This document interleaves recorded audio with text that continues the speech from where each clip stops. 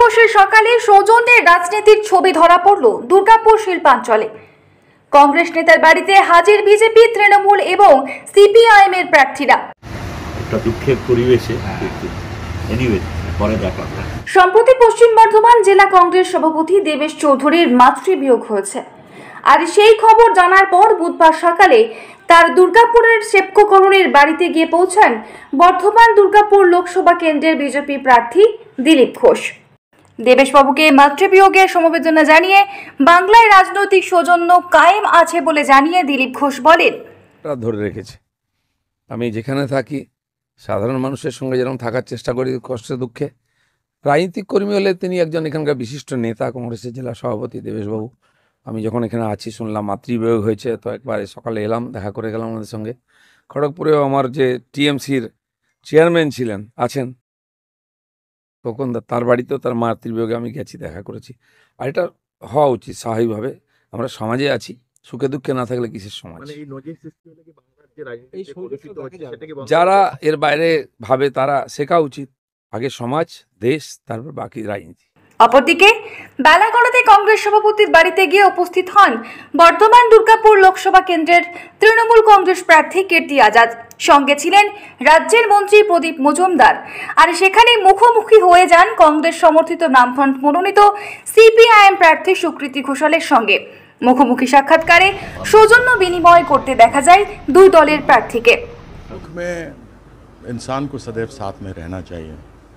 आपको एक और उदाहरण भी दे सकता हूँ कि जिस समय भगवान राम लंका पर चढ़ाई करने के लिए तैयारी कर रहे थे तो रामेश्वरम में पूजा हो रही थी और पूजा के लिए एक प्रखंड विद्वान ब्राह्मण की आवश्यकता थी।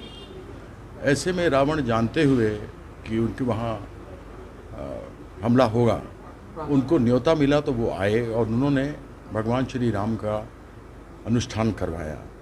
तो हमारे जो सनातन धर्म है या इंसानियत जिसको बोलते हैं, मनुष्यता, उसमें सदैव सुख दुख में साथ रहना चाहिए। राजनीति अपनी जगह है, दुख की बेला में ही इंसान का चरित्र पता लगता है।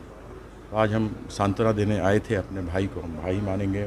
माँ का देहांत हुआ, किसी की भी माँ हमारी माँ है, हमारी माँ किसी की भी माँ हो सकती है। तो आज वही सांत्वना के लिए आए थे।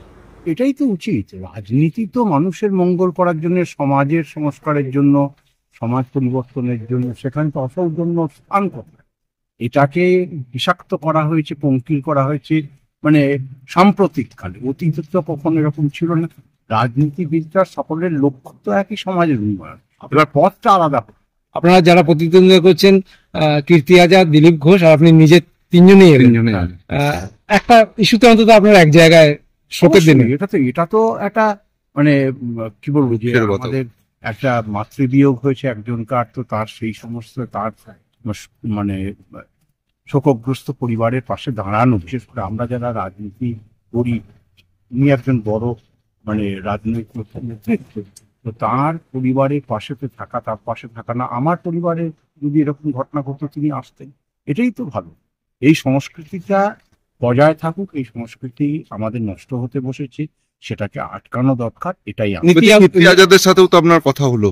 হ্যাঁ, তিনি আমার সঙ্গে সৌজন্য বিনিময় করলেন। রাজনীতিতে লড়াই হবে, তিনি আমার সঙ্গে সৌজন্য বিনিময় করলেন। নীতি আদর্শ আলাদা জায়গায়, অবশ্যই সৌজন্যতা তো আলাদা থাকবেই। সৌজন্যতা আলাদা। এমত অবস্থায় রাজ্যের রাজনৈতিক মহল দিন দিন বেড়ে চলা অসহিষ্ণুতা বাতাবরণের মধ্যে মে দিবসের সকাল কংগ্রেস নেতার বাড়িতে বিজেপি, তৃণমূল এবং সিপিআইএম এর প্রার্থীর আগমনের পর ঐতিহাসিক মে দিবসের স্লোগান ছুঁয়ে বলা যেতেই পারে, এই বাংলায় রাজনৈতিক সৌজন্যতা দীর্ঘজীবী হোক। দুর্গাপুর থেকে কম্বল দাসের report, the e-paper digital. DSMS, a premier management college in Durgapur. Admission open for hotel management, hospital management, tourism management, BBA, BCA and nursing. Excellent training and placement assistance. Join now. DSMS, gateway to success.